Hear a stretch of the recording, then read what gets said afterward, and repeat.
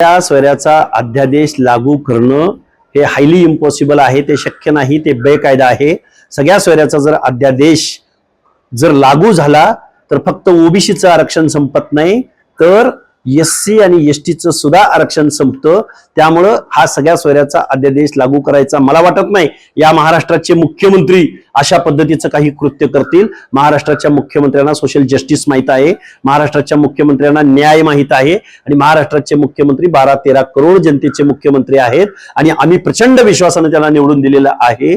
त्यामुळे सगळ्या स्वैराचा अध्यादेश जरांगे सारख्या खोलचट माणसाच्या सांगण्यावरून या महाराष्ट्राचे मुख्यमंत्री कदापिही लागू करणार नाहीत, हा प्रचंड विश्वास या महाराष्ट्रातल्या ओबीसींना आहे।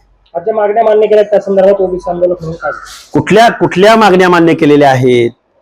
मुळात गॅजेट वगैरे अशा गॅजेट वरून वगैरे आरक्षण दिलं जातं का? गॅजेटमध्ये नोंद सापडले म्हणजे ते सोशली बॅकवर्ड आहेत असं कुठं प्रूव्ह होतं का? आणि सोशल बॅकवर्डनेस प्रूव्ह झाल्याशिवाय या महाराष्ट्रामध्ये कुणालाही आरक्षण देता येत नाही।